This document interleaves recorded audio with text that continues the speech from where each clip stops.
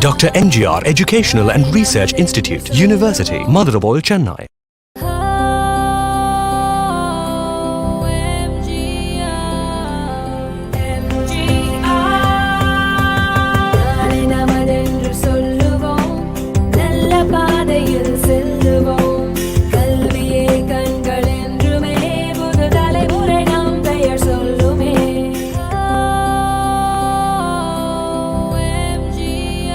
Dr.MGR Educational and Research Institute, University, Madurai, Chennai.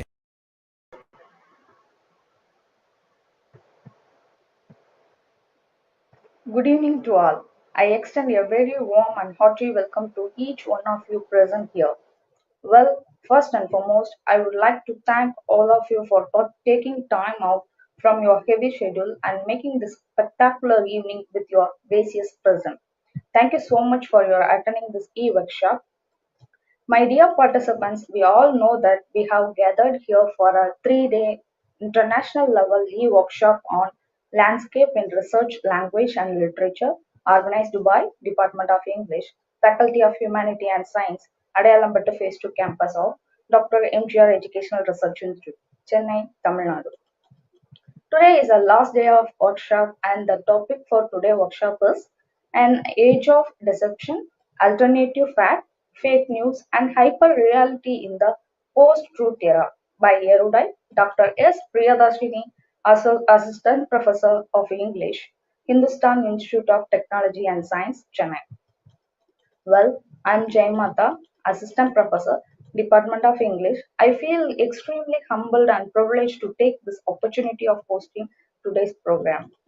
In this virtual studio, along with the resource person, we also have Deputy Dean Academic Space 2 Campus, Dr. A.R. Arunachalam, Deputy Dean and Head in Charge Associate Professor Mrs. A. Julie Elizabeth, Dr. P. Harshini and Assistant Professor Mrs. R. Akshaya from the Department of English. Dear participants, both new and old from all over the nation, I have some info for you all. There will be feedback link which will be posted in the YouTube description box at the end of this session. You all are requested to fill the form and send it before 6 p.m. today. The form will be deactivated later. So kindly utilize the chat box to put your queries so that at the end of the session, we can clear your doubts. Also, let me not forget to inform all my dear beloved participants that the e-certificate for today's program will be sent to the registered emails immediately on completion of feedback form. I would like to kickstart today's program by inviting our head in charge, Associate Professor Mrs. A. Julie Elizabeth, Department of English, to welcome the gathering. To you now, ma'am. Thank you, Ms. Jaimada. I would like to start the welcome address by a very beautiful quote. The beautiful thing about learning is that no one can take it away from you. A warm good evening to all. A smile is the universal welcome. It's my pleasure to extend a cheerful welcome to you all. Your presence makes us very happy. I am Mrs. A. Julie Elizabeth, Associate Professor and Head in Charge, Department of English, feel extremely happy and fortunate to welcome you all for a 3-day international level e-workshop on landscapes in research, language and literature organized by the Department of English, Faculty of Humanities and Science, Adayalampattu Phase 2 campus of Dr.MGR Educational and Research Institute, University, Chennai, Tamil Nadu. My earnest gratitude to our beloved founder chancellor, Dr. A.C. Shanmugam and our honorable president, Engineer A.C.S. Arun Kumar, for permitting and supporting us to conduct valuable events through the digital platform. I am very happy to welcome Dr. S. Geeta Lakshmi, Vice Chancellor of our esteemed university. She always inspires and motivates all of us in our university to updating in our knowledge by conducting various useful programs. My warm welcome to our energetic registrar, Dr. C.V. Palanivelu, a scholarly person who always stands behind every event of our university. I am indebted to welcome the other dignitaries of our university. My warm greetings to Dr. Malini Pandey, Joint Registrar, Humanities and Science Department, for her encouragements towards the conducting all kinds of programs in our campus. I'm very much delighted to welcome our Joint Registrar Dr. S. Ramalingam and Dean Dr. S. Manivanan face to campus for their enormous support and direction to execute more number of events. It's my pleasure to welcome our Deputy Dean Academic Dr. A.R. Arunachalam and Dr. K. Sendil Kumar Administration Phase 2 for their constant support and valued suggestions towards each and every program which we are conducting in our campus. I am much pleased to welcome the Eminent Speaker of the Day, Dr. S Priya Dashney, Assistant Professor of English, Hindustan Institute of Technology and Science, Chennai. In spite of her busy schedule, accepted our invitation for a 3-day international level e-workshop on landscapes in research, language and literature, and to share her extensive knowledge on the topic An Age of Deception, Alternative Facts, Fake News, and Hyperreality in the Post-Truth Era. We welcome you, ma'am. It's my pleasure to welcome the English Department faculty, both teaching and non-teaching, for this occasion. I'm delighted to welcome the participants, research scholars, and students from various countries to gain knowledge through this session, and I appreciate your presence in this difficult time. I hope this webinar will be an eye-opener for all the participants across the nation. My heartfelt gratitude to my department colleagues, come organizers, Professor Dr. Harshini, Assistant Professors Ms. R. Akshaya and Ms. S. Jaimada, who have jointly put their hands together to make this program a successful one. I welcome Mr. Ganesh Babu, System Admin, for his constant technical support rendered throughout towards this event. This e-workshop will help the participants to be familiar with the different realms of research, scope of research, and its benefits in the future endeavors. Also, how the research is demonstrated in the scholarly activities. I hope you all will enjoy and enrich your knowledge on research and its benefits. Once again, I welcome you all. Thank you. Thank you so much, Julie ma'am. Now I invite our vibrant and ever intelligent Deputy Dean, Academic Phase 2, Dr. A.R. Arunachalam, to deliver the felicitation address. To you now, sir. So thank you, ma'am. So very good afternoon to one and all connected here.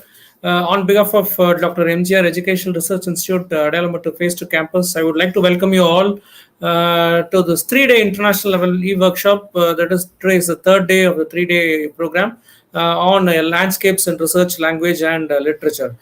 So first of all, we wholeheartedly thank our Honorable President for his enormous support and motivation which has been continuously rendered towards us. And we are also very much grateful for his kind approval today, as well as, for his kind approval to conduct this three-day international level e-workshop. So at this moment of time, I would like to congratulate and appreciate the Department of English for taking tremendous efforts towards conducting a lot of online activities, especially during this pandemic period, so that these kind of programs is beneficial to a lot of n number of participants. So I really appreciate the head in charge of English department, Mrs. Julie Elizabeth ma'am, along with a team of faculty members, Dr. P. Harshini ma'am, Mrs. Jaimada ma'am, and Mrs. Akshaya ma'am, as well as the technical support which has been taken care by Mr. Ganesh Babu. So it's a whole team effort to successfully organizing this 3-day program. So now we are in the third day.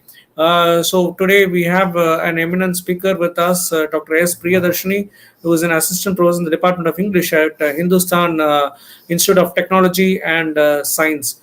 So really on behalf of Dr. MGR Education Research Institute, we would like to welcome you, ma'am. Thank you so much for accepting our invitation. So thank you so much for spending your valuable time with us and for your acceptance towards conducting this wonderful session today. So I could see the topic today. It's really very important. I think an age of deception, and alternative facts, fake news, and hyper reality in the post-truth era.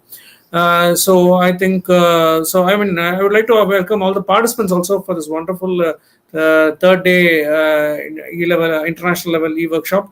So I think thank you so much for registering for these kind of very important and very valuable and enriching knowledgeable sessions which has been organized. So thank you so much for spending your time registering and watching these kind of valuable sessions live.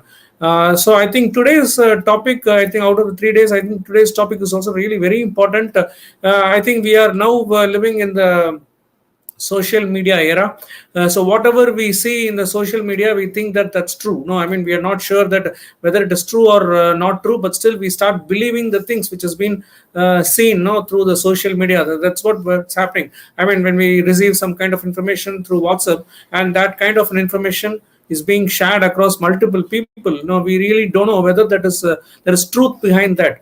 So I think today's topic is definitely the need for the hour. I think the speaker is going to talk about a lot of things about today's topic, and also the hyper reality, I mean, simulating the reality which is more than that of the reality. I mean, so that's what we are living in. The current situation is like that.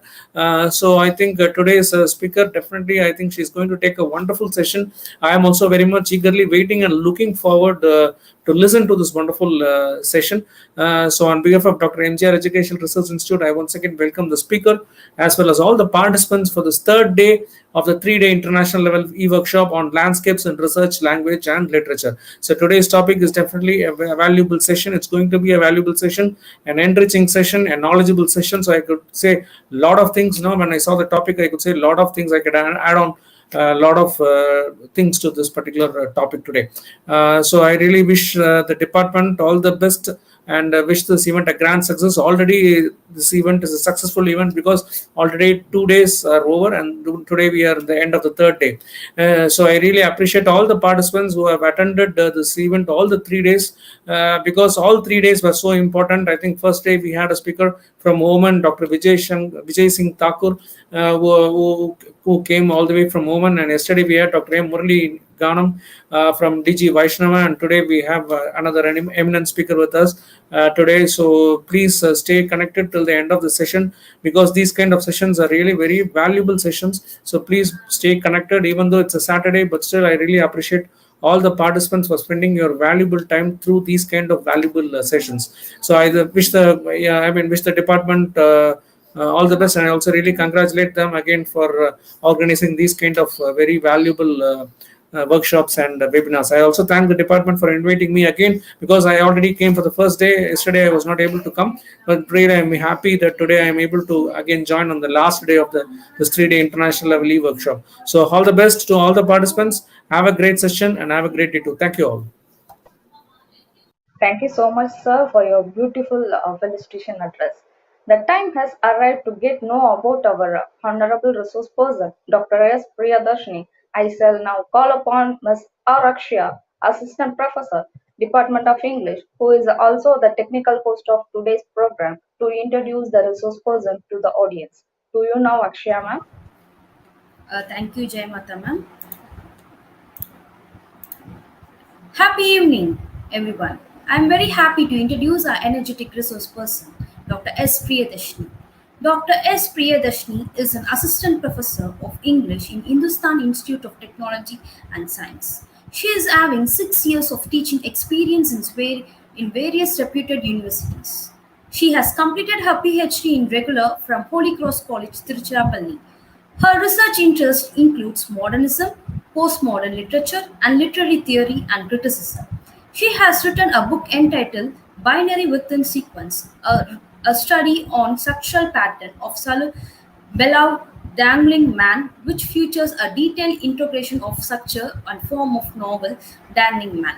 She has authored a number of papers in various national and international and UGC listed journals.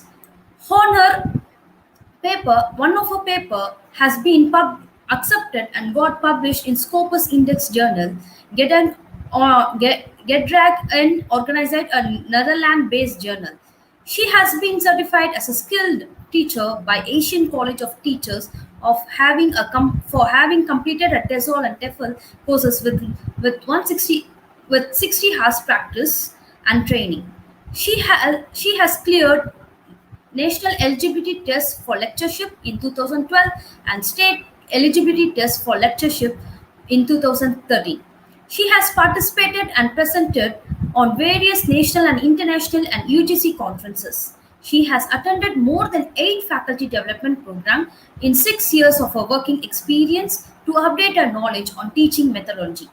She has also been acknowledged as a good resource person and has been invited by few colleges in and around Chennai to deliver the lecture on literary theory and criticism. She was a resource person for overseas teacher training program on English communication skills in Sudan organized by Military of Human Resource Management Development Government of India in April 2019. She has also been recognized as a plenary speaker in various national and international conferences. She, as a student, was an active member of Theatre Art Society of Holy Cross College, Tiruchirappalli. She is also recognized as a creative writer, and one of her short stories was widely interpreted in a Lit Hit event, a state level competition conducted in Bishop Heber College in 2010. She was a university topper in her undergraduation and college topper in post graduation. She is a passionate reader and redefined researcher. Ma'am, we are honored by your presence on this occasion. We hope having a person like you will enlighten the student teacher community on the whole. On behalf of our university and department, we pray the Almighty God to bless you with great success and wish you good luck in future endeavors. Thank you. Thank you, Ms. Akshaya ma'am. It was stunning profile, and we are so happy that we have such a knowledgeable and experienced personality here. Ma'am, we have no doubt that your knowledgeable talk is going to be an eye opener for all the participants today. It's going to be and very informative, and the topic in itself very exciting. I sincerely hope that everyone will enjoy the session. Now, without further ado, we will turn the time over to the presenter. Now, I warmly invite erudite Dr. S. Priyadarshini to adorn the studio. To you now, ma'am. A very good afternoon, everybody. Thank you very much for the best introduction. Well, I should actually be very thankful for the management of Dr.MGR Educational and Research Institute for organizing such a wonderful event, a 3-day international level e-workshop. I would also like to thank the Department of English for choosing various best scholars and professors as a resource person. And I personally thank them for choosing me amongst them. I take this as a privilege to talk about the world in which we live today. Let's have a better understanding of the world because this is the world in which we live and we have to understand it and we have to learn how to survive it in order to make our survival a best livelihood. As our Deputy Dean addressed in his felicitation, this is not a topic of boredom. This is going to be an exciting topic for this day, Saturday, because it's a big weekend and probably you'll be enjoying the lecture as well. Now, let us get into the topic.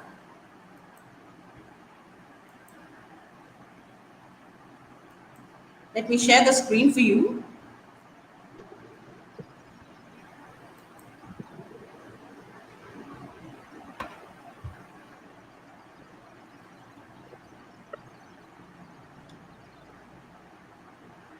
Hope it is.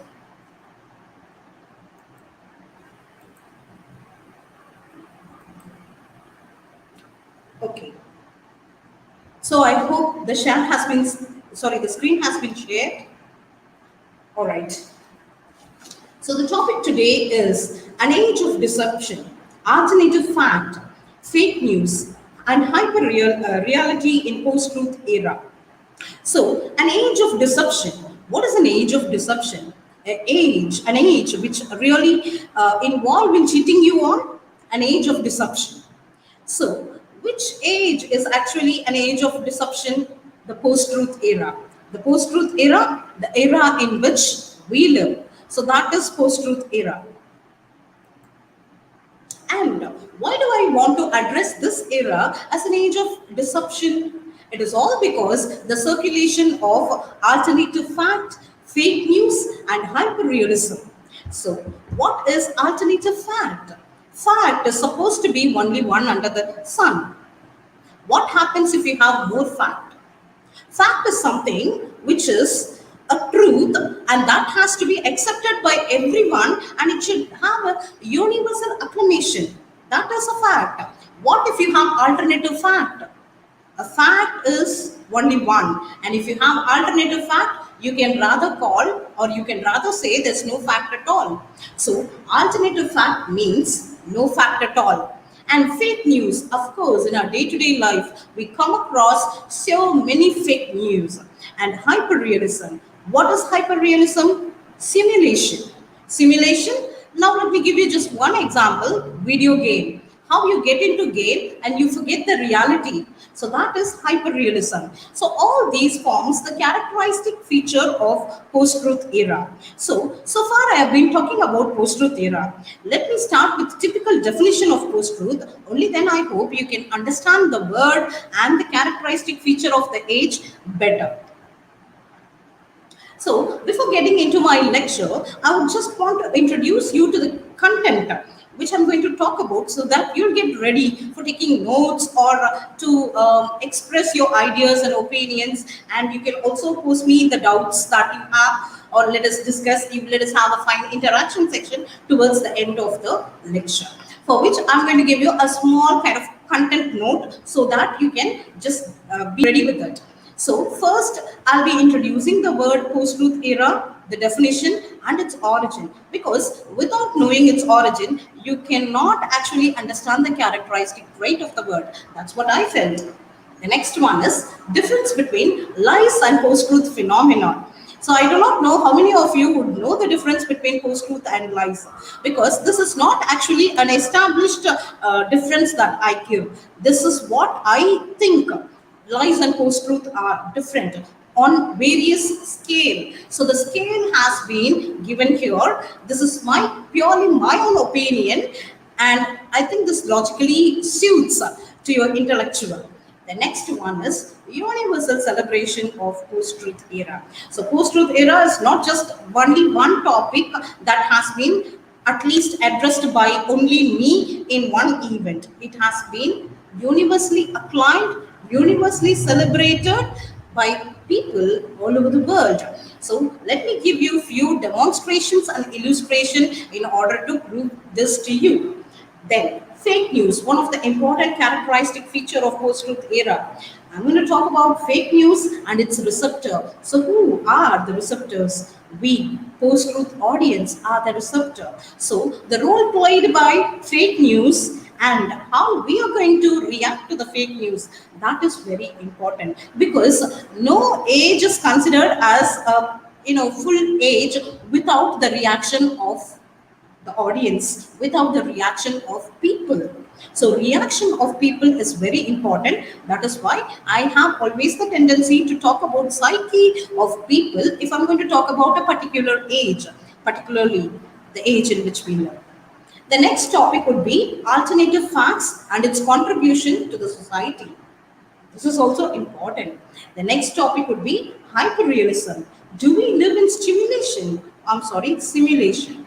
Do we live in simulation? That is one more question that we all have. I'll be explaining it. Don't consider this as a complex topic. This is very actually easy one. Since I'm talking about hyperrealism, simulacra and simulation, don't think it as complex. It's as easy as a matter of fact.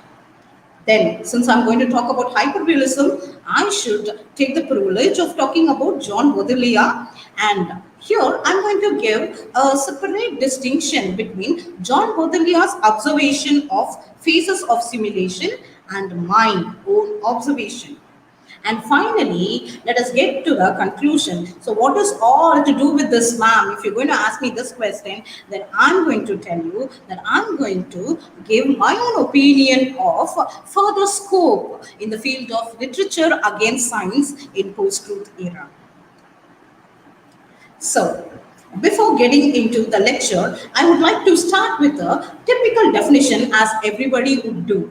So, post-truth is a most talked about but less defined word of the year.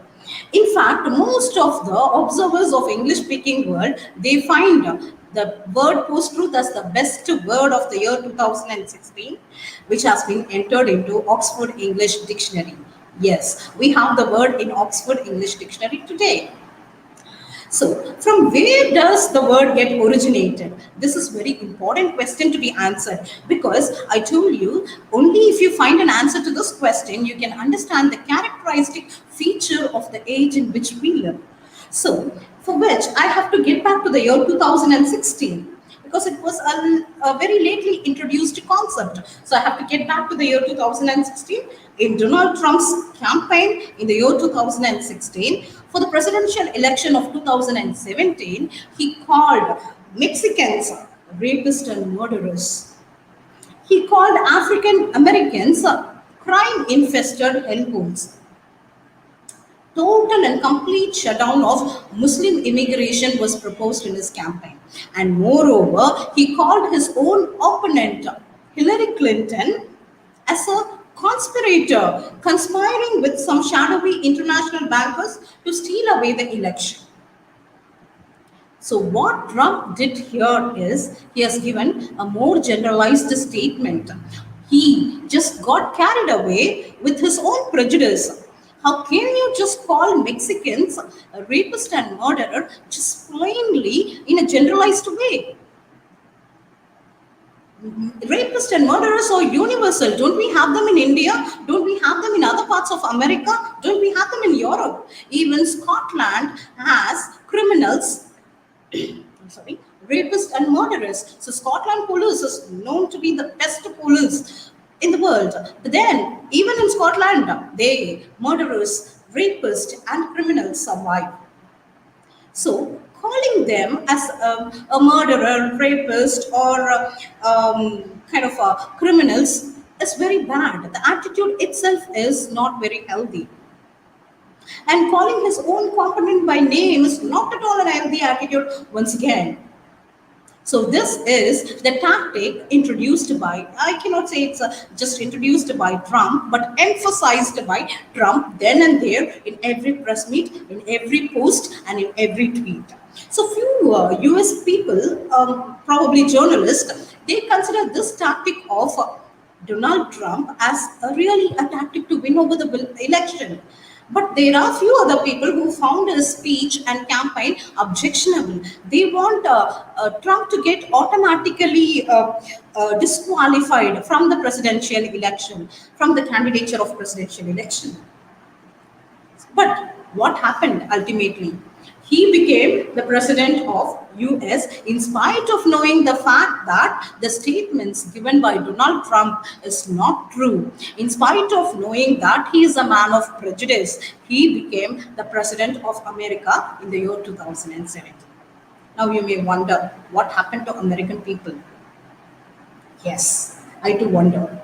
But Bruce McComsky, in his book Post-Truth Rhetoric and Composition, he has observed the victory of Trump, and he has written something on that, which I'm going to read right now for you. If you want, you can check the slide, because you find the quote over there.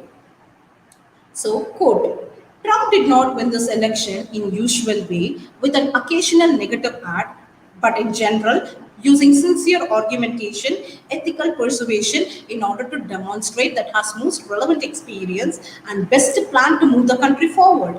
Instead, Trump won the election using unethical rhetoric strategies like alt-right fake news, vague social media posts, policy reversal, denial of meaning, attacks on media credibility, name calling, and so on. So this was taken from the book Post-Truth Rhetoric and Composition, page number 3. So, how did Trump actually win over the election according to Bruce McComsky? What brought the victory of Trump is definitely not the objective fact which he held before the public. And absolutely it is not going to be his sincere argument. But what brought victory to him? His vague social media post, his irrelevant answers to the media and press meet. So all these things have made him not popular but notorious. Whether you're Gandhi or Godse, what matters? You have to be popular or at least notorious, and every man in your country should know you at least. So this was the only aim and ambition of Trump. before the presidential election. So he achieved it by means of social media. So this tactic of Donald Trump was called by a few journalists as post-truth. From that is where the word post-truth originated. He intentionally ignored the objective fact. Don't you feel that? There are facts really that has to be spoken before people. That is why we have press meet. But he intentionally ignores the fact and he gives false statement based on his own opinion and prejudice. That's what his style is. Or let me explain post-truth in a more precise way. Post-truth is nothing but public burial of objective fact by avalanche of media which appeals to emotion and personal belief. Or let me explain you with another example, a press meet, again, once again, with Donald Trump. There was a point of time in Mexico, there was a drought. So since right from campaigns, Donald Trump showed a kind of dislike towards Mexicans, press people. They emphasized the question in the press meet and they wanted to know the opinion of Donald Trump about the drought. But what Trump did in the press meet is he outrightly denied the fact that there is a drought. He said there is no drought in Mexico. The people who are watching him in television, they know well that there is a drought. People who belong to Mexico, they know well what they are undergoing. And the pressman, he also knows that what this man says is not true. Even Trump himself knows that his statement is false. But still, he emphasized on what he said, and he said there's no drought at all, and he ignored the objective fact in front of media, and he posted the same thing in his social media, tweets, Twitter, and other social medias, and he gave many interviews to various channels saying there's no drought at all in Mexico. And all these appeal to his emotion and personal belief. He was carried away by his own belief. And they were in America certain people who really do not like Mexicans. They may be, prejudiced against Mexican and they'll also support Donald Trump. So this is the way Donald Trump became the president of America. That is not our problem right now.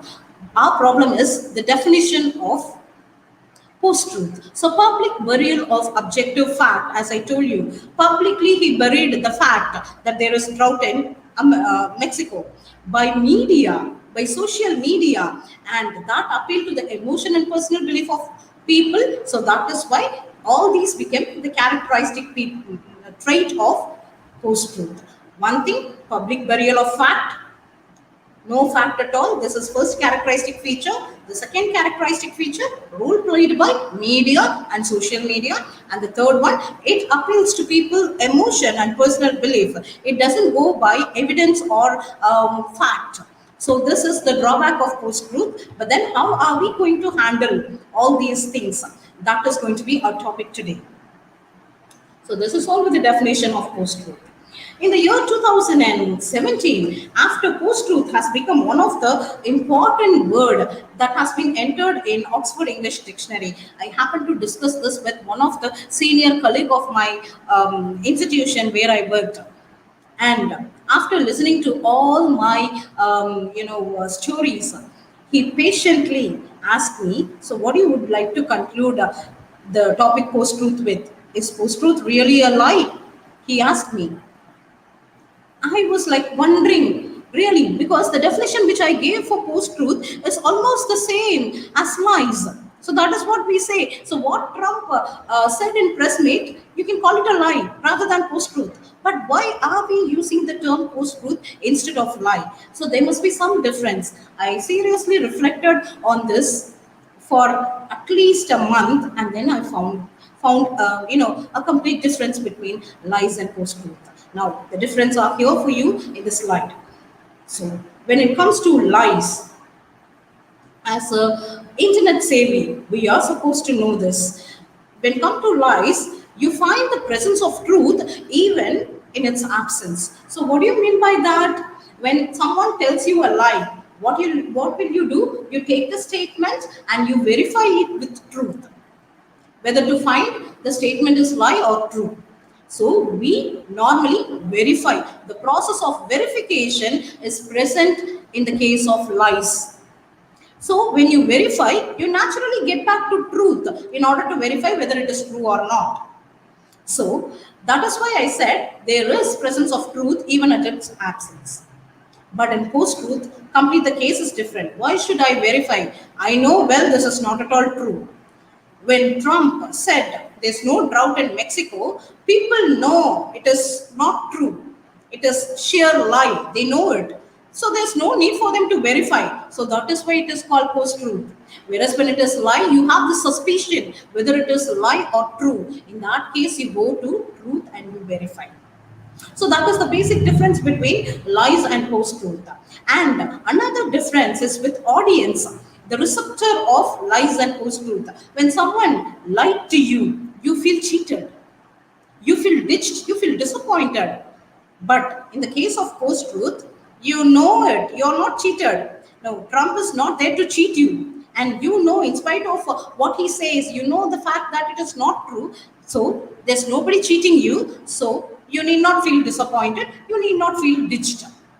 So you ignore the truth and you just enjoy it. So that is the basic difference between lies and post-truth. Fine. If you are going to ask me, ma'am, are we the only one who's talking about post-truth? Then I would say no. The entire world celebrated it from 2016, and it is only now in the pandemic period they were not talking about post-truth era. Otherwise, we are in post-truth era. Since we have something else more important to talk about, we are not talking about this. But in spite of that, we have to admit the fact that we live in post-truth era. So celebration of post-truth era is universal. Everywhere they warmly welcome the era, for which I'm going to illustrate you with some example. The one example which I want to talk about is the shed at Dulwich.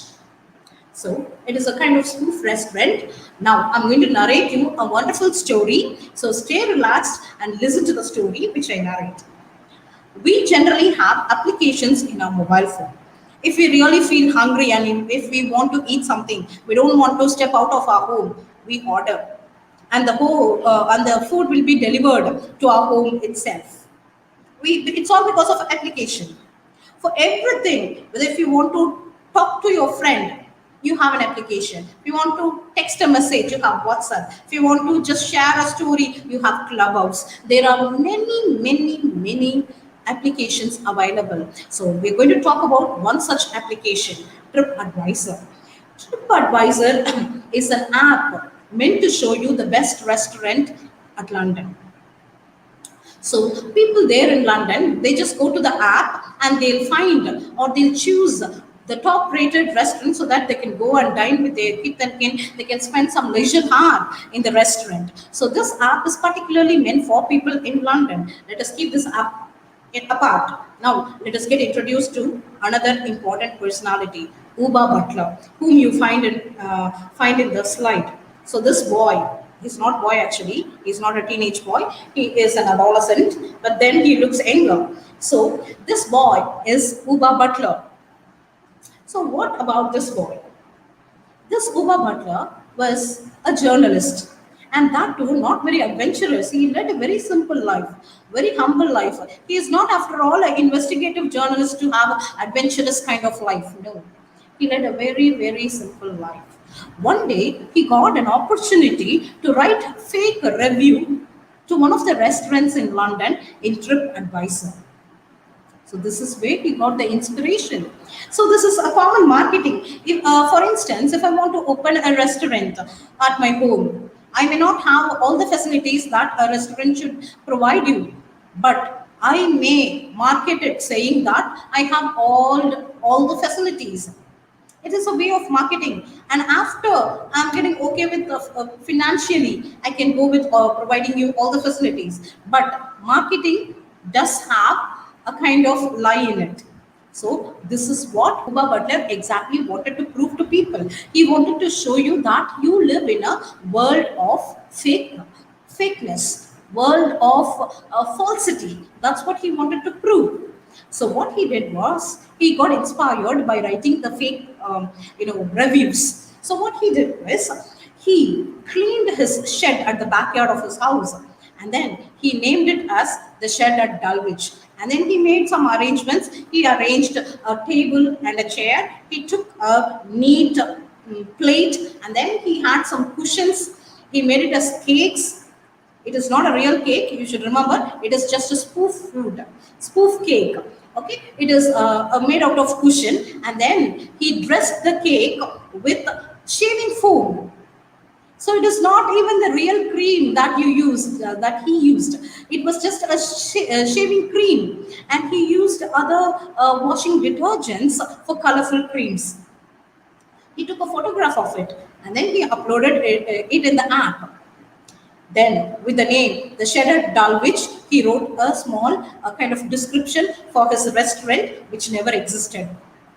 So what happened? Suddenly, a day later, he got official approval from the application. Now that from then on, for the next 6 months, he made his friends to write false review on his restaurant, which never existed. And all his friends gave top rating for his restaurant, which is actually mythical. So after 6 months, his restaurant ironically was found to be the top rated restaurant of London. So this is what exactly he wanted to prove. He wanted to prove that you live in the world of falsity. So next, what he did was he invited some guests to his hotel, which was not a hotel in reality, and then he served them the spoof food that he prepared out of cushions and shaving foam, you remember. So he served it to the guest. The guest literally got irritated, and when they were about to shout at him, suddenly there came a group of cameramen with cameras calling it a prank. Then you have no other choice but to smile at them, and then these guests, they gave fine poses for photographs, and then they left. And what he did with the photographs, he prepared a documentary film, and then he posted it in social media. You won't believe, for the documentary film, he got 100 million views, and suddenly he was in limelight. He was amidst the stream of various press people. He gave interview twice in BBC. Because he became all of a sudden popular. It was not the only reason. More than that, his innovative idea about fakeness, that has become very popular. And now, if you go and Google on Uber Butler, you'll find him as the bestseller because he has written so many books on the spoof restaurant, and he has also written many articles on post-truth, and he became a popular writer. But remember, literature people, you do not please read his book, because if you expect a classical piece, then I'm sorry to tell you that Uba Butler is not a classical writer, but he is a bestseller. So what does it mean when he becomes a bestseller? It is quite evident that people all over the world, they accepted him. They celebrated him. That's what we meant. So it is not just his own victory, but it is the victory of the arrival of post-truth era. So, of course, in few countries in Asia, say Japan and Singapore, they banned his book, calling it as sheer lie. Yes, of course. But then, all over the world, other than Japan and Singapore, he was celebrated. Even if you go and go into Amazon app, and if you find his type his book's name, you'll find the book. The copies of the books are available with Amazon, Flipkart, and in almost all the bookstores in UK and US. Though you may not find one in India, but still you can take them from take them from Amazon or Flipkart. So that much he was celebrated. Now, we were talking about spoofs. Yes, spoof is one such fine example of post-truth. At least you might have watched spoof movies. So what do you mean by spoof? Spoof is that which resembles the original, but it is not original, but it is intentionally made to mock at the original. So that is what spoof is exactly. So we might have this spoof movies. We might have watched it, and we might have enjoyed it. So that is post-truth audience. We, the audience, the receptor, we are also tuned to the era in which we live. We started accepting it wholeheartedly, and we just started to celebrate it. So that's what I want to prove you with the story of Uba Butler. So post-truth era is already in, and we are at the top of it, celebrating the arrival of post-truth era. So, on knowing much about post-truth era, we should also concentrate on few things like circulation of fake news, alternative facts, because these things are considered to be disadvantage of post-truth era.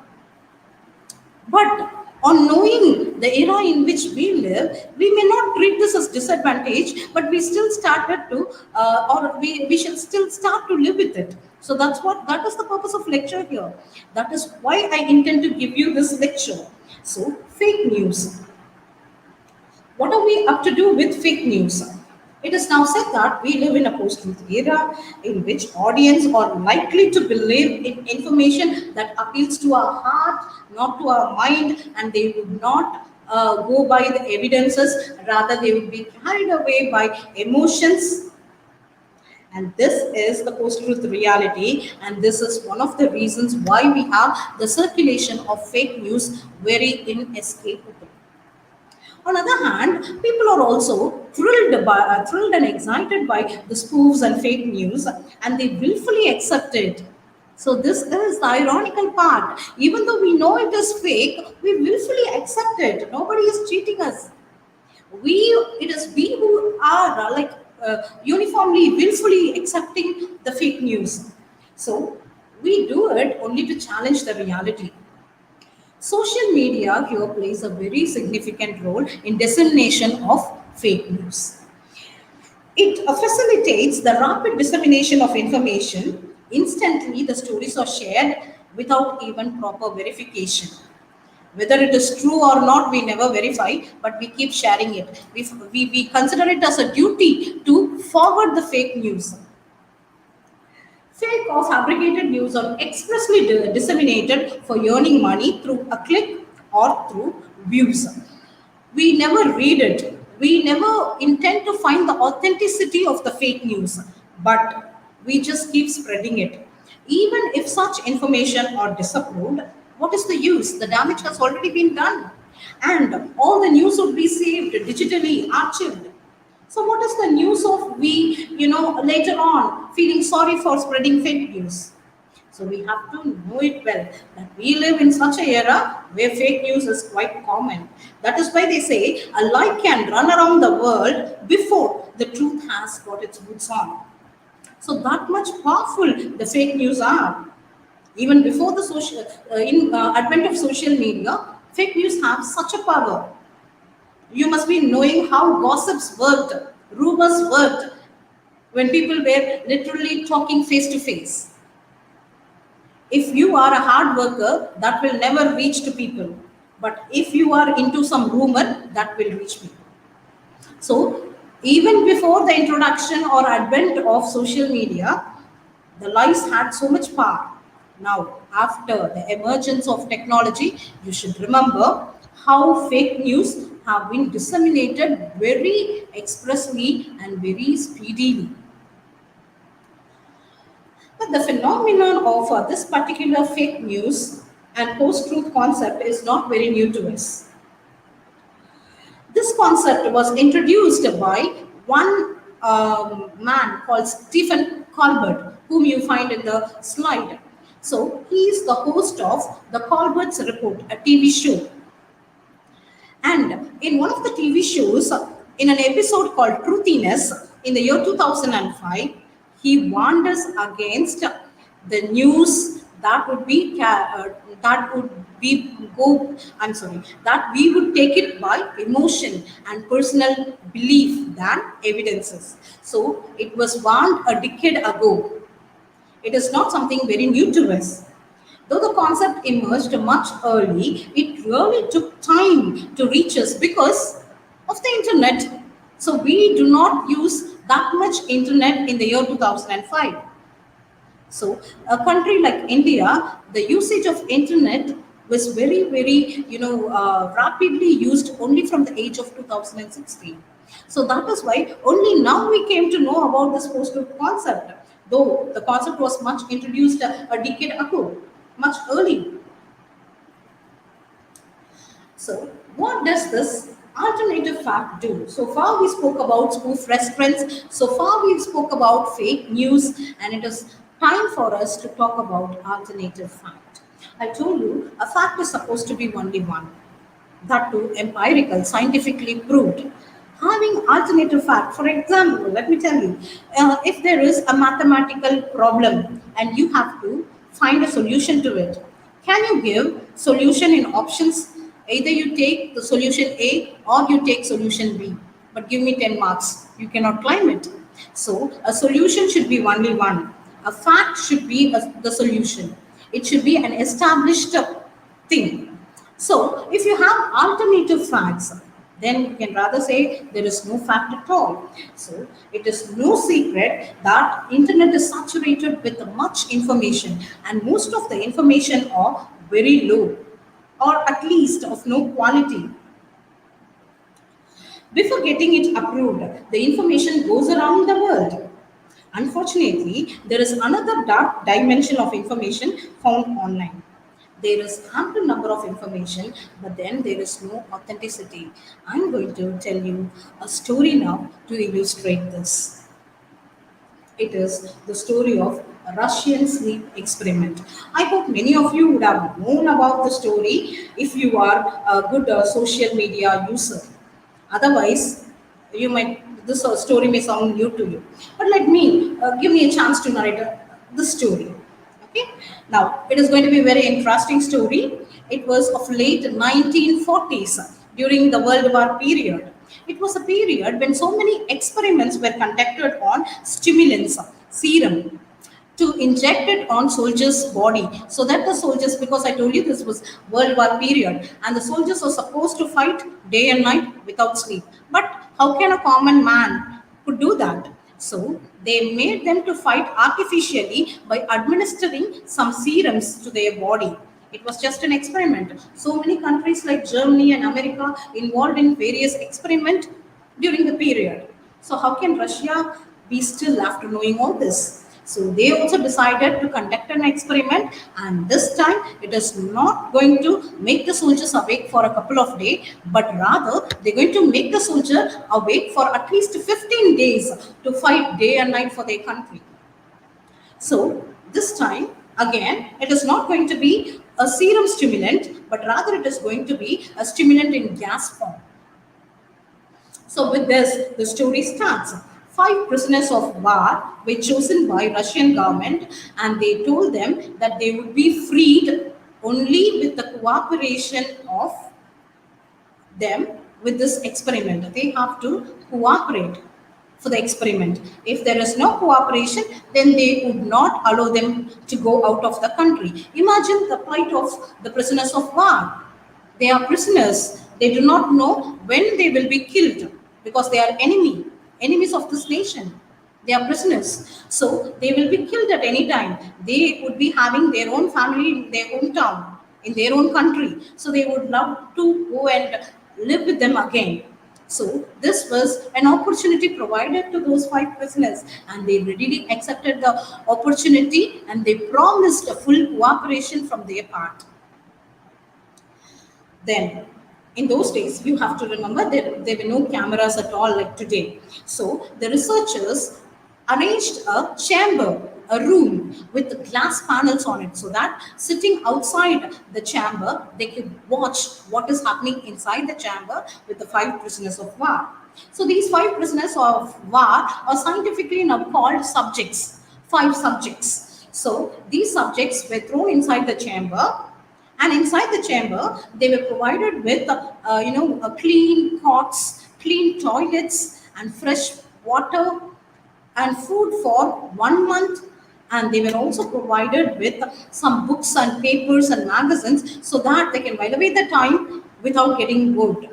So this is the purpose now, and they would be watched. And more than that, a small microphone has been attached to the porthole of the glass panel, so that whatever they talk, that could be listened by the researcher who are sitting outside observing them.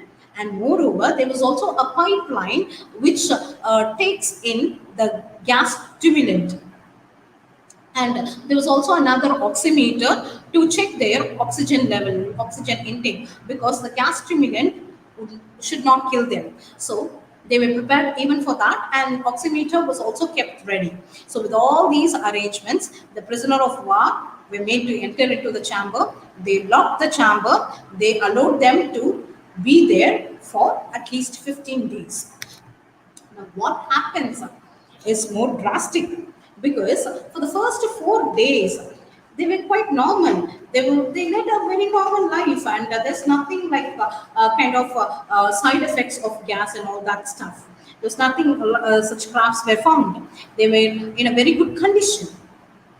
But on the fifth day, what they could listen is they could hear some lamentation and few complaints from the prisoners of war. Maybe it is because they don't have a proper sleep for for past 4 days. So maybe because of that they talk irrelevant. We do not know. It may be the side effect of having sleepless nights. Maybe. So we shall ignore it. Okay. On the ninth day, one of the subject, he started screaming. He screamed to the core that his vocal cord was almost about to get torn away. So that much he was screaming. Now tell me, what if someone sitting beside you suddenly started to scream? Either you'll get scared, or you'll check what is happening around, or at least you go to him and ask what is happening, or at least you'll run away from the place, or at least you would respond to it, at least you turn back and see what is happening. So you will do something from your part. But what is happening inside the chamber is one man is screaming as if something bad has happened to him, and his vocal cord is about to get broken. But then the people, the 4 other prisoners who are sitting beside him, they never responded to him. Why? Maybe the side effect of the gas stimulant? That we do not know now. Okay, fine. Then, 2 of the non-screaming prisoners of war, they stood up. They went straight to the table in which they held some books and magazines. They took the papers, they used saliva to stick it on the glass panel. Now what happens? The people, the researcher who are sitting outside could not see what is happening inside. Now, it is almost 9th day and almost 10th day. Now, they only got 5 more days to go, but then we do not know what is happening inside. And there is only the microphone that is left for us. And what we could hear from the microphone is whispers. We do not know what is happening with the people around, and the whispers also suddenly stopped at the last 2 days. They didn't hear even a small sound of they talking to each other. So what is happening? That we do not know. The researchers were so scared because, like, what if they became mad because of the side effect of stimulant? And if you get inside the chamber, those mad people will definitely attack you. So they do not know how to react to this. So at last, there comes an order from Russian government to allow them free and take them to hospital so that they can still be kept under observation to see the side effect. Now that it is time for them to get out and get to the prisoners so that they can bring them out.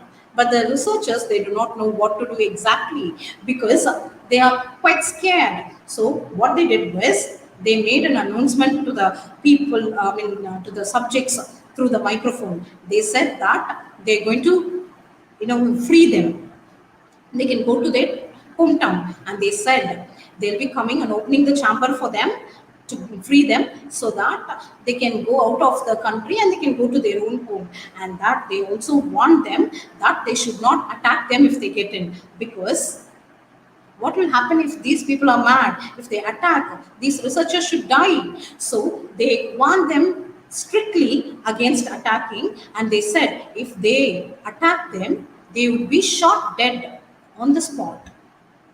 And he further emphasized that they are about to set these people free in order to make them happy.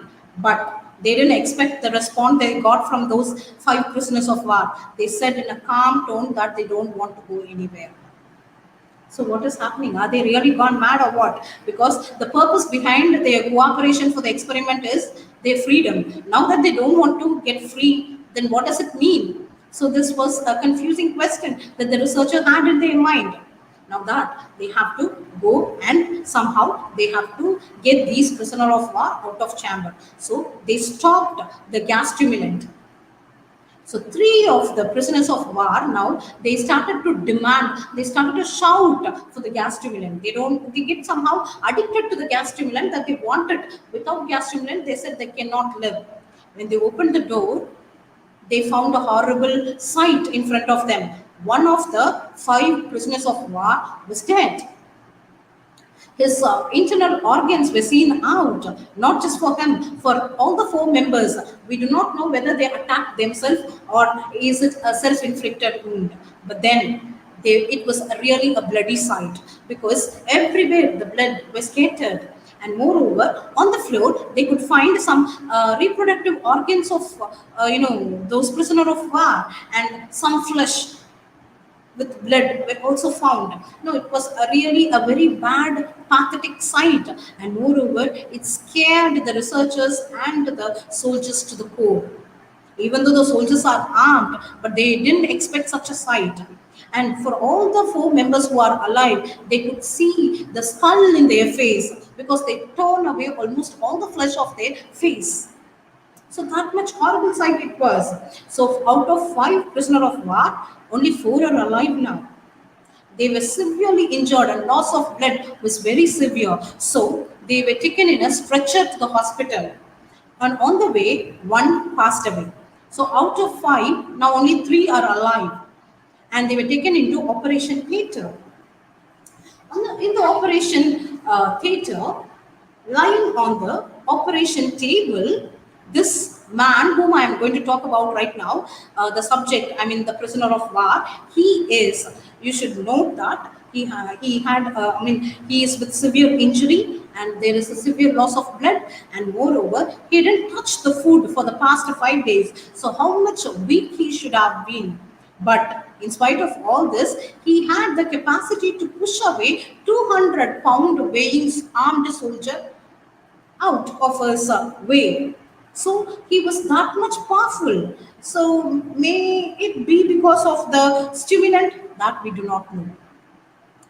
Then he also passed away, and then now you have only two prisoners of war, and the prisoner of war, I'm going to talk right now, is the one who started screaming in the beginning of the story. You remember? Yes. Now he has a broken vocal cord, severely injured, heavy blood loss. He didn't eat for the past 5 days. All these, should make him very weak.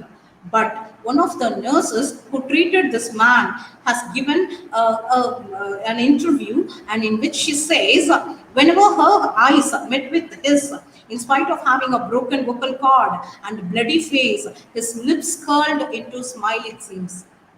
So, these people, they do not even want anesthesia to be administered on them, because anesthesia is a medicine which could actually make your body numb, so that when surgery is going on, you cannot really, feel the pain. So anesthesia, the purpose of anesthesia is that, but these people, they do not want anesthesia because they want to feel the pain. They want to enjoy the pain. It is no more a pain for them, but it is a pleasure.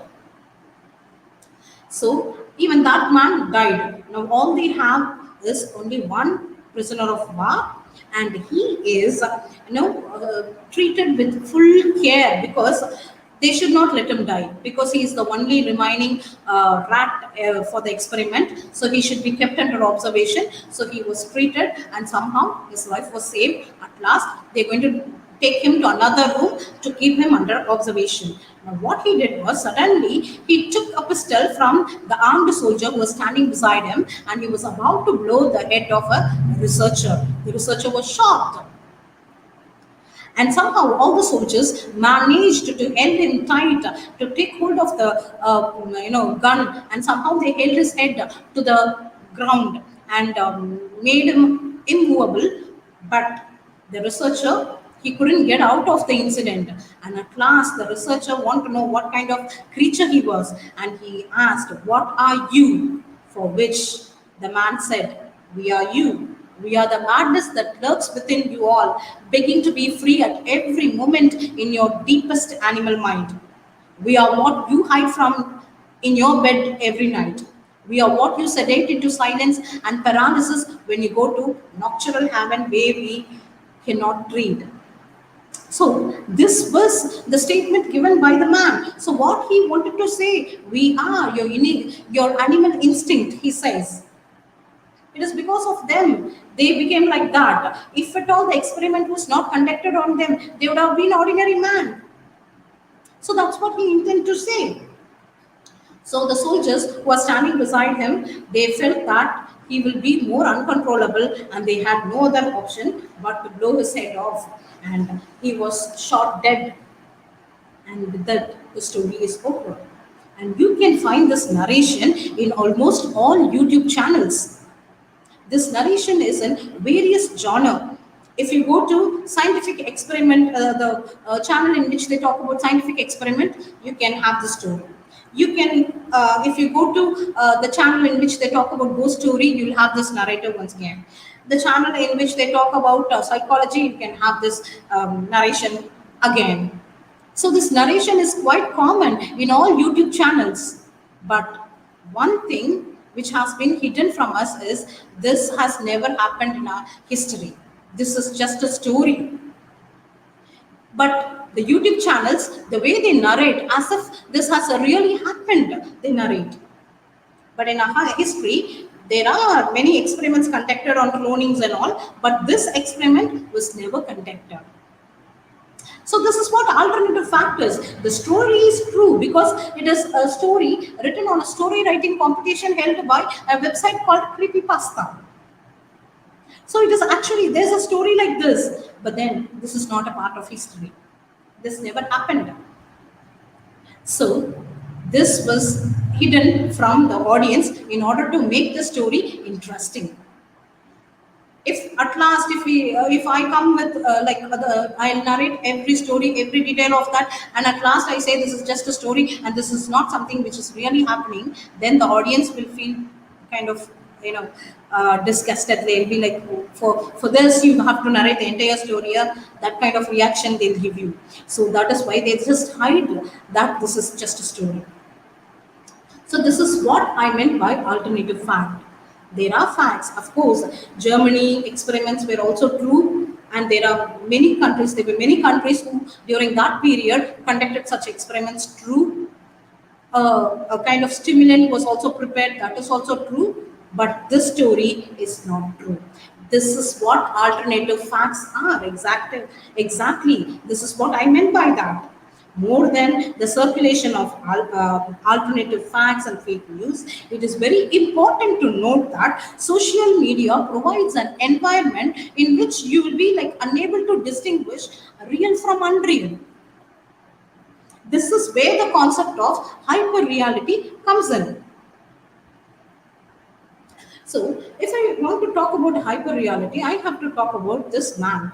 He is very important, Jean Baudrillard. He is a French sociologist, philosopher, and cultural theorist known for his analysis of media, contemporary culture, and technological communication. Now, why should I talk about this man? Because he is the one who formulated the concept of simulacra, simulation, and hyperrealism. So that is why I just gave an introduction, because I'm going to talk about his simulacra, simulation, and his types of simulation in order to understand the period in which we live. So I have taken his concepts now. I don't want to get deep into his concept because I know the subscribers and the participants are from various other disciplines. So I just want to give just an introduction to his formulations, and moreover, I want to show you how there is a transformation of period and how from those periods we have come to the period in which we live. So that is why I have taken some points from his book, The Gulf War That Doesn't Take Place. So from this book, I have taken some important points. Now, simulacra, simulation. These are his formulations, as I told you. So we have to understand what simulacra is and simulation is. Though the word appears quite complex, but it is not complex as it sounds. Because simulacra is not a new word at all. It has been introduced in the age of Plato, when he wrote about art in his book Republic. He has used this word simulacra. So what simulacra is? Simple. Simulacra is nothing but imitation, or rather a copy of an original. For example, you are original, and a photograph of you is a copy of an original, or I can rather say simulacra. So you should remember this example. You are the original and simulacra is your photograph. Then what is simulation? The process of creating simulacra is simulation. So it is in process, it is not static. That you should understand. Now, John Baudelia has attempted to give us 4 types of simulation, which I'm going to discuss with you right now. The first one is sacramental order.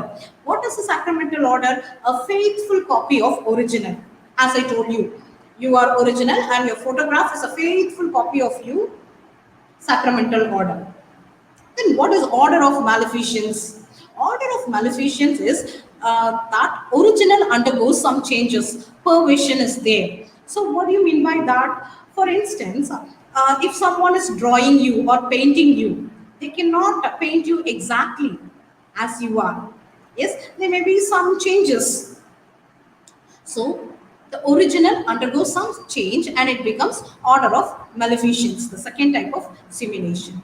The third type of simulation is order of sorcery. Sorcery, don't take it for black magic, though magic is always there, but it's not black magic. So order of sorcery, what kind of magic you have? Absence of reality, but it seems real. The copy in which you don't find a real one, but you feel as if it is real. For example, let me tell you, yes, I want a painting of you, but I don't take you to keep you as a model. Rather, I would give the painter a photograph of you. The photograph itself is not original. That is different. It is an imitation. It is a simulacra. From that simulacra, I'm going to get another simulacra, another copy. So that is order of sorcery. And then comes pure simulation. What is pure simulation? Could not differentiate real from unreal. What do you mean by that? You remember in London, you have a wax museum in which Shah Rukh Khan's wax image was kept, wax statue. It looks exactly as Shah Rukh Khan. And you do have the statue of Amitabh Bachchan too. Yes, they all look alike, but they are not original. So that is pure simulation. Now, it is only with pure simulation we have this hyperrealism. What is hyperrealism? When you could not differentiate real from unreal, that phenomena is called hyperrealism. So hyperreality is a phenomena where the copy of the original precedes the original, or where the object represented exceeds the object to be represented. So this is hyperreality. So don't get confused with the terms I have used. I have made it very simple for you. So this is what hyperreality. Hyperreality is a state. For example, the children, they play video game. At times they may forget in which world they live, whether in the world in which they live with their parents or the world in which they live in the video game, the world like the battlefield.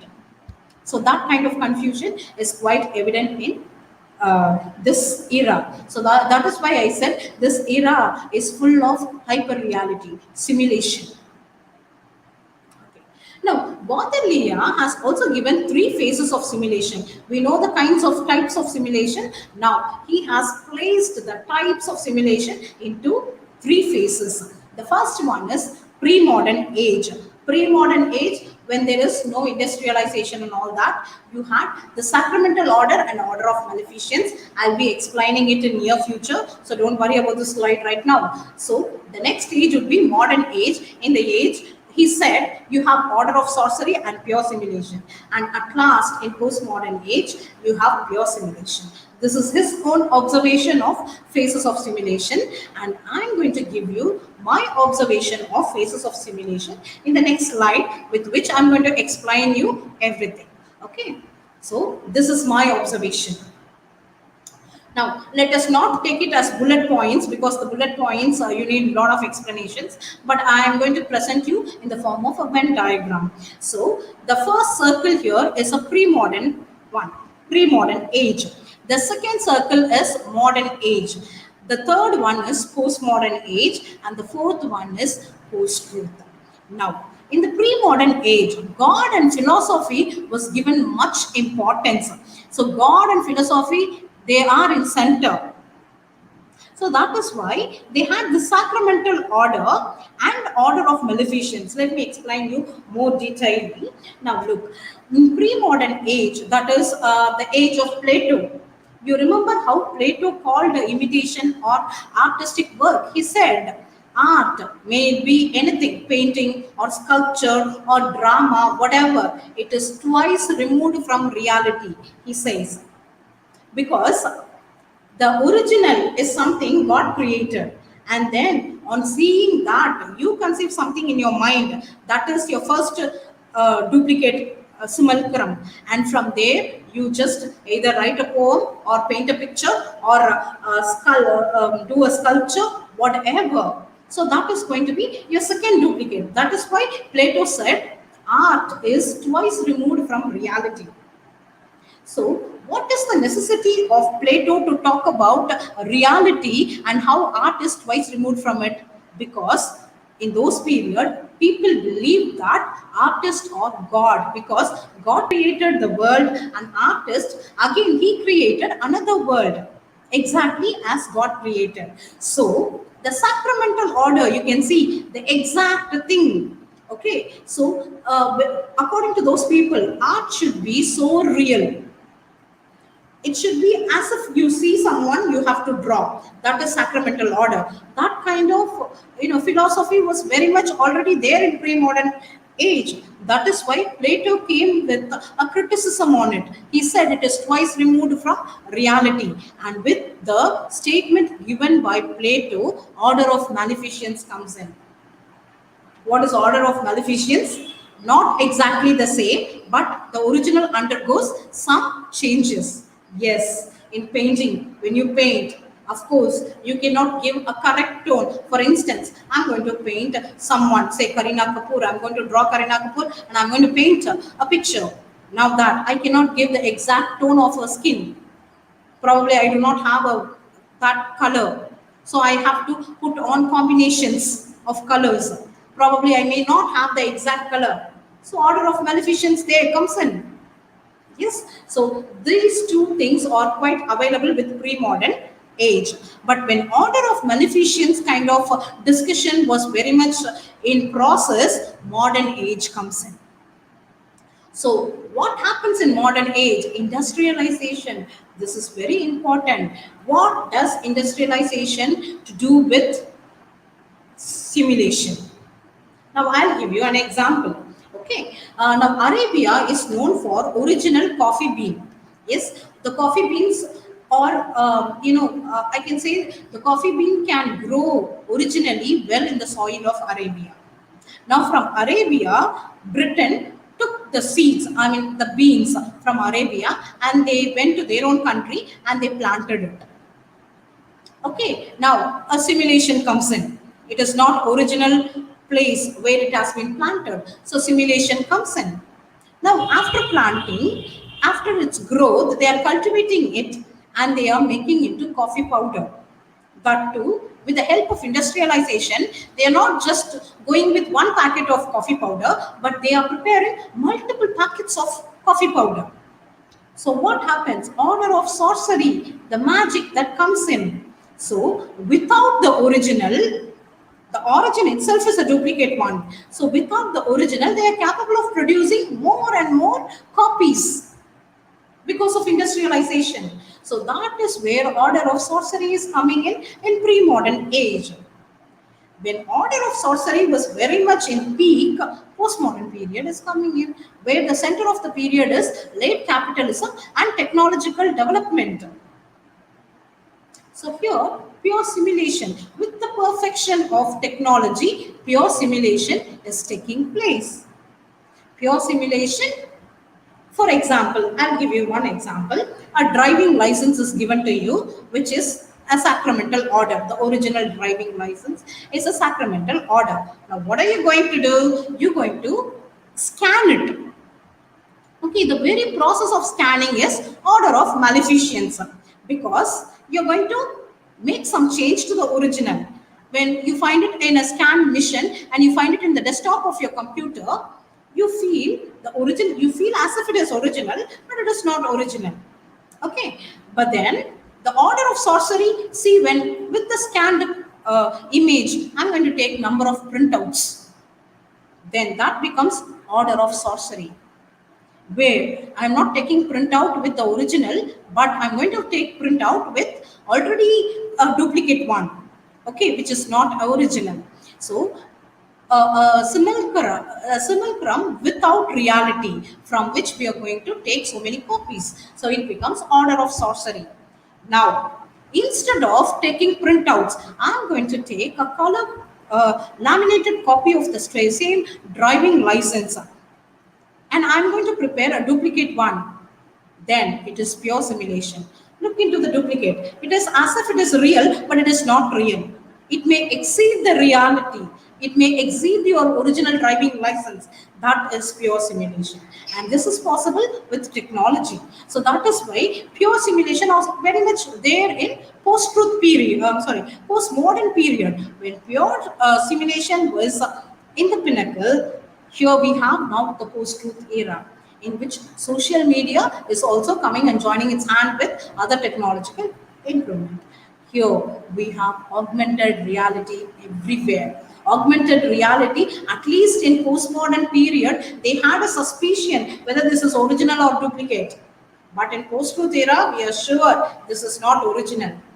Everything is augmented for us. The good example you have is video game.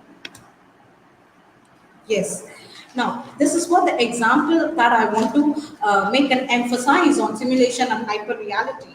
Look at the video game. You have, maybe it's not maybe PUBG, but because I've never played the video games. So I can only just give you a description kind of example, because I have never been practically into it. Okay, the video games. You have an empire, you have a king, you have a queen, you have an empire of your own, you have a battlefield, and you have a role to fight in the battlefield also. And having fighting it, if you win, you can win over your kingdom, but you know, you never have a kingdom in reality. It is just a game. But still, you go on playing the game. At times, you fail to respond to the reality. Yes, at times you may fail to attend classes, online classes, and you keep playing. Then you are in a hyper real state. So, this is what simulation is. Simulation is you get into their world, and you fail to come out of the world. So that is what simulation is. But here in post-truth era, we know that there is no reality. Post-truth, at least they had suspicion of truth. They wanted to verify whether it is true or not. But here we absolutely know well that post-truth, we never have truth, something called truth, that is missing. In spite of knowing that well, we willfully accept it as an audience, and we start to live our life, and we start to celebrate the arrival of post-truth era. So we know absolutely that there is no reality in post-truth, but still we love to have a simulacra without reality. For instance, now let me tell you, we have many friends, or we, before pandemic, we had many friends beside us sitting, but we would not love to look into their eyes and talk to them. Rather, we'll get to chat in Facebook or WhatsApp, and we talk to few people who are not there at all, who are not in reality, or at least we fail to respond to our kith and kin, the family here, but we call the strangers in clubhouse as our friends. in spite of knowing the factor that these people are really strangers and they are not your friends in reality, but still we call them friends. So that is what I call hyper-real society. The society in which we live is hyper-real, simulated, because it is a post-truth era. Think about the reality show that we watch, Big Boss. We know it is scripted to some extent, but then we watch the reality show to know how the reality show is broadcasted without any reality. So there's nobody to cheat us. Even the video game maker, they are not meant to cheat you. They are not meant to make you live in their world. You know it exactly, this is what video game will be, and then after accepting everything only you go in. So these people are not cheating you, and I cannot even say that you are getting cheated, because you know it well and then you go in. So it is not a kind of cheating, or it is not a kind of deception, but still we live in the real hyper real world, and that is why I call it as an age of deception, where deception is practically accepted by people. So I cannot say there is no deception actually. Yes, of course, in a way it is a deception only. They take away your time, they take away your energy, everything. But then it is a deception, but a deception which you willfully accept it. So there was a period when maybe your grandfather or maybe your father's generation, if they tell you a lie, they feel very bad about it. But today, we never bother about it because we know everything is a lie. So this is the period in which we live.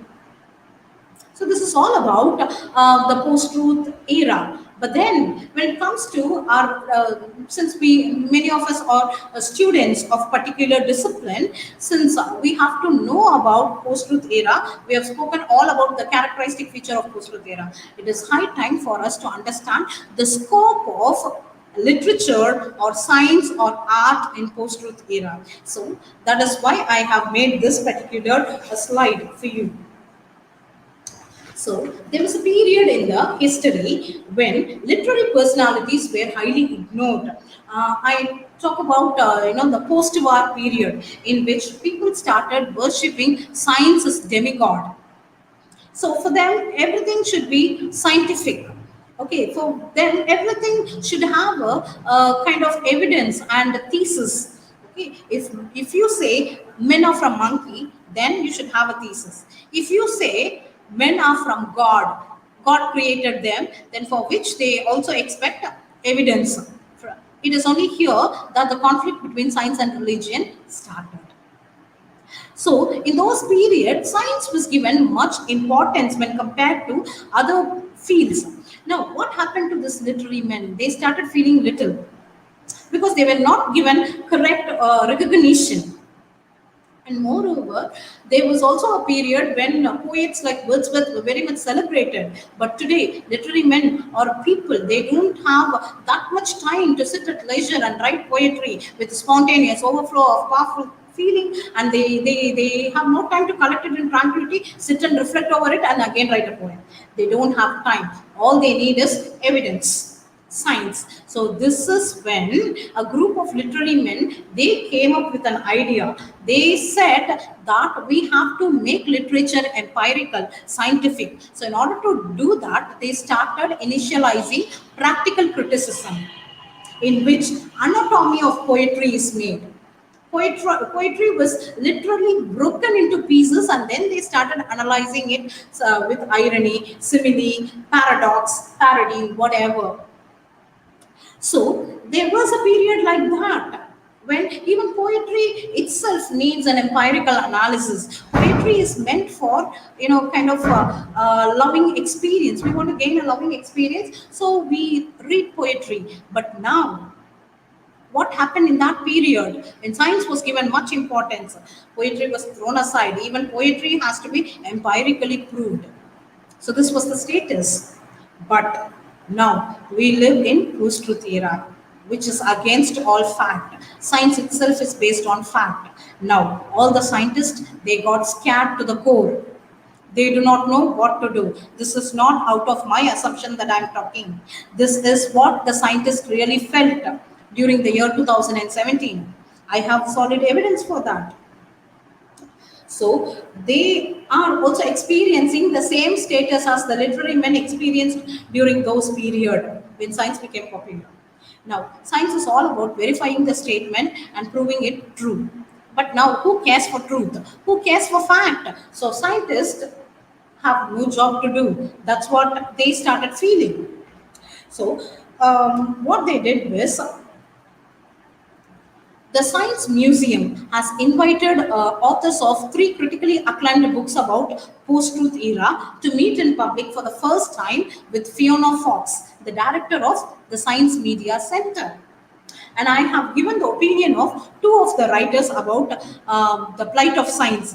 See, Matthew D. Ancona, columnist, Science Museum Group trustee, and author of Post Truth, The New War on Truth and How to Fight Back. This is the book written by Matthew D. Ancona.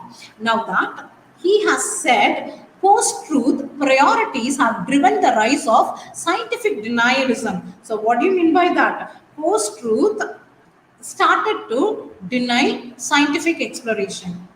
The growing conviction that scientists in league with government and pharmaceutical corporation are at war with best interest of humanity. So what is the role of science? They and pharmaceutical corporation and scientists together, they are in war with best interest of humanity. When the truth falls in social value, the continuities in social practice, it has supported or put in danger. So what he wants to say is, when scientific denialism happens, if you deny science because of post-truth attitude, then the humanity may fall, the value may fall. That's what he says. Then there's another speaker, James Ball, special correspondent of BuzzFeed UK, author of Post Truth, How, I'm sorry to use the word, but this is the name of the book, How Bullshit Conquered the World. So this is the name of the book, and here he talks about post-truth in the following way. Science has been battling bullshit and misinformation long before any of us heard the word fake news or post-truth.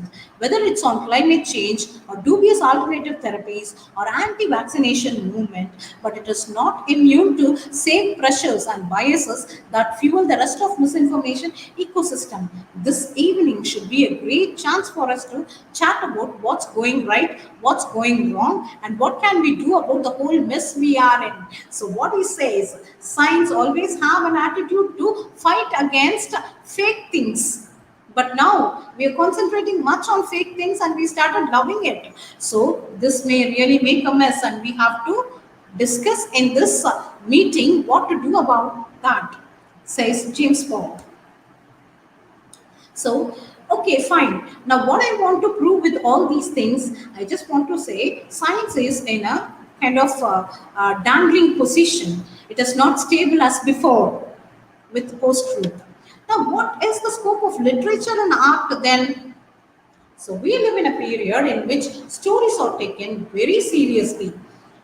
Example, Russian sleep experiment. Look how well they, it became so viral. So how they are, celebrating stories like this. Slenderman story.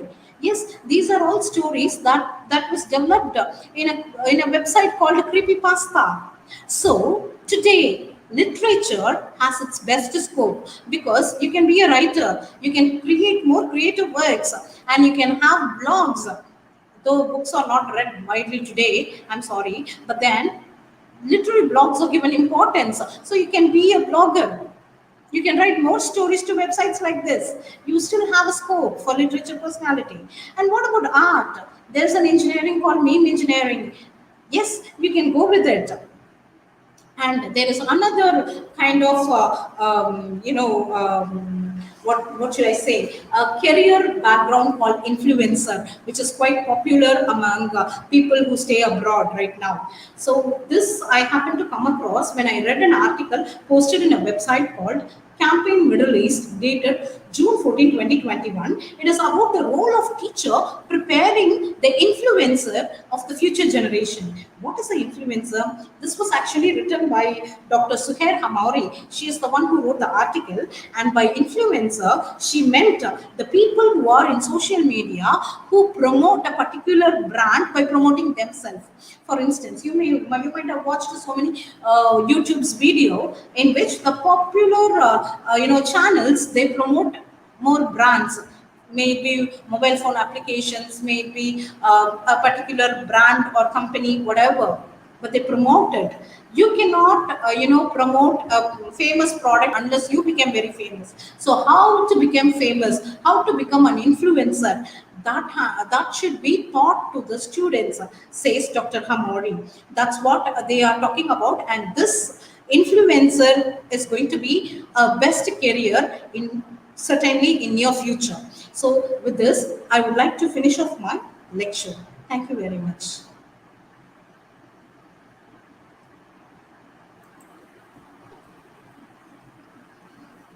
Thank you so much, ma'am, for such an insightful and highly researchable topic. So, with that, we will go ahead and take some time for question and answer session. The first question is, what are the effects of fake news in present scenario?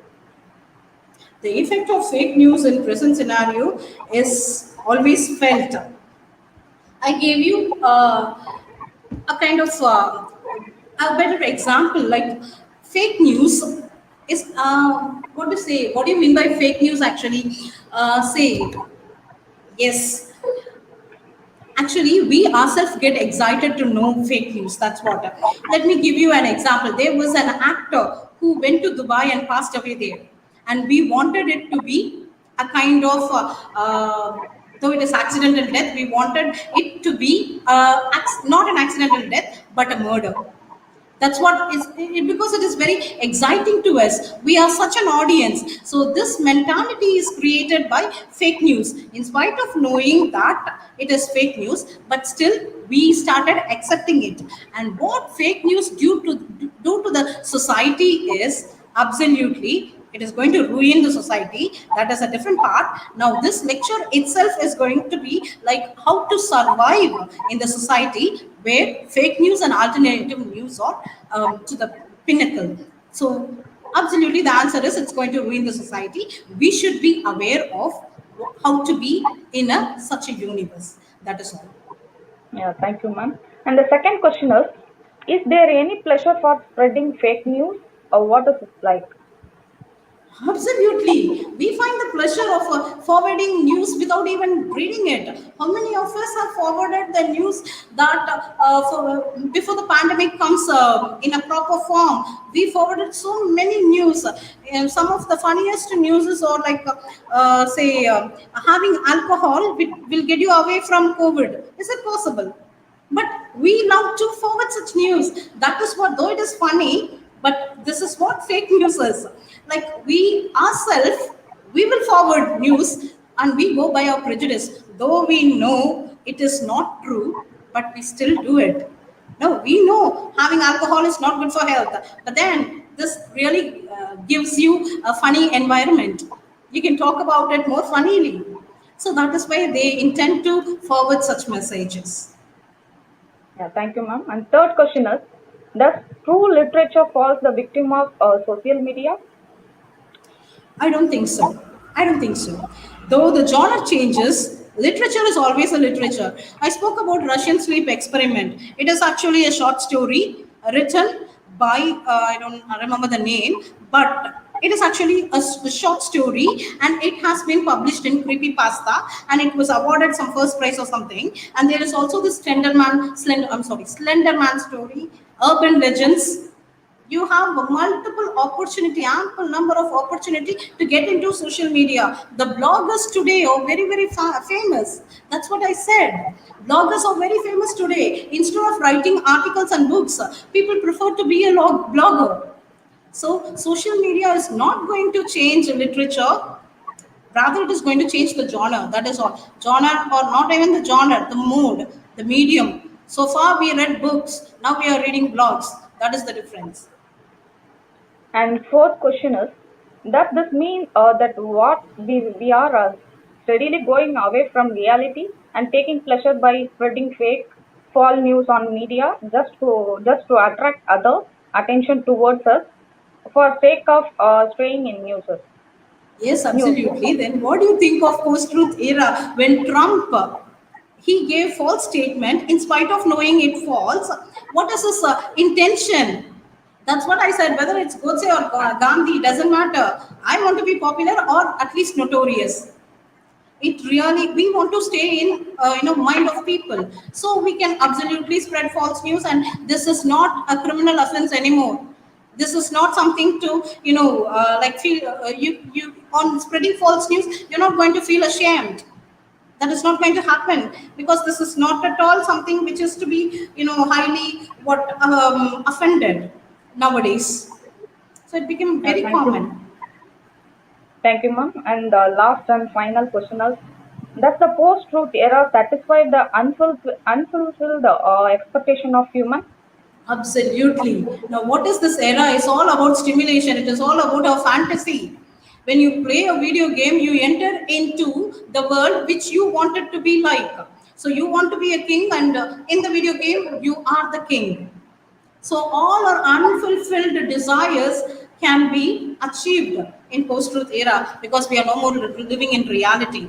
But the only thing is, we have to know that we are not living in reality. We have to know it properly, and we have to survive accordingly.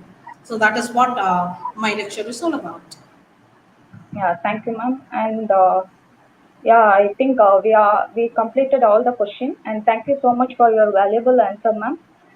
Now I invite Dr. P. Kashini, Associate Professor, Department of English, who is eagerly waiting to express her gratitude to everyone who helped in the successful conducting of three-day international workshop. I hence invite her to the studio to propose the formal vote of thanks. Do you know, Kashini, ma'am? Good evening, everyone. What amazing days these 3 days have been. They were a complete splatter of knowledge and wisdom. I'll remember the golden words at the moment. The roots of all goodness lie in the soil of appreciation for goodness. Here, I'm made to wonder if appreciation is too small a word for the magnanimous job the resource persons have performed on all 3 days. Be it Dr. Vijay Singh Thakur, who beautifully demonstrated on research and its parameters on day one, or Dr. Murali Ganam, who expressed his best views on public speaking on day two, or be it Dr. Priya Dashney, who presented so wonderfully on post truth era today. It was a sumptuous feast of learning all the days. These three personalities put aside their busy schedules and came for us on our request to elegantly perform their roles and responsibilities by way of sharing of knowledge to the learning community. Also, a look at the positive feedback the participants from all over the world have shared in the chat box on all days, including today, clearly proves the reason for such an excitement and the big celebration of success at the moment. A big shout out of thanks and gratitude in abundance to all three eminent resource persons for their excellent and well thought out presentations. We, as an academic fraternity, shall definitely make good use of all the valuable points that they shared with us and apply them in all our future undertakings. Dear participants from all over the world, it is now my time to thank you for the tremendous support you rendered on all 3 days. Without your cooperation, conviction, and firm support for us, this 3 day workshop would never have happened, let alone taking it to the path of success. We dedicate this prodigious victory we are enjoying at the moment to you all. Thank you once again for joining us and persistently being with us on all 3 days. We hope we have done justice to you by bringing in what you really wanted to take from this 3-day international workshop. I also take this wonderful opportunity to thank our founder chancellor, Dr. A.C. Shanmugam, a humanitarian and persona par excellence, and our inspiring leader and beloved president, engineer A.C.S. Arun Kumar. They firmly believed in our abilities, due to which we were able to execute this 3-day workshop to perfection. I also express my heartfelt thanks to our distinguished Vice Chancellor, Dr. S. Geeta Lakshmi, esteemed Registrar, Dr. C.B. Palanivelu, and Eminent Dean EPA, Dr. L. Ramesh, for immediately accepting our request to conduct this workshop and also offering their wholehearted and enthusiastic support. I am also grateful to other eminent dignitaries of our Phase 2 campus, our Joint Registrar Dr. S. Ramalingam, Dean Dr. S. Manivannan, Deputy Dean Academics Dr. A.R. Arunachalam, and Deputy Dean Administration Dr. K. Sendal Kumar for being torchbearers and watching us take up this successful journey with profitable results. They resolutely saw to it that we always be motivated and encouraged us to perform to the best of our abilities. We are really fortunate to work under such great people. I should never forget the sincere and tremendous efforts taken up by the organizing team comprising of Mrs. A. Zuli Elizabeth, head in charge, Mrs. S. Jayamata, and Miss R. Akshya, assistant professors from the Department of English, and Mr. Ganesh Babu, system administrator of CS department. They left no stone unturned and saw to it that the workshop met all its desired goals and objectives. Right from bringing great personalities here to taking care of all the demands and needs of this workshop, their contribution is far from priceless. Many, many thanks to them. I also accord my special thanks to all other dignitaries, HODs, staff members, and students of our most esteemed Dr.MGR Educational and Research Institute for patiently standing beside us on all 3 days and wishing the program a fruitful victory. We definitely hope, with incredible support and intense cooperation from all beloved ones, we shall organize many such programs that would uphold its true value for the learning community. So, what we have done today is a drop in the vast ocean of knowledge. We are proud that we could contribute our best for the educational sector and for its enlightenment. Let's all stay safe and healthy and do our best for the growth of the society and the nation as a whole.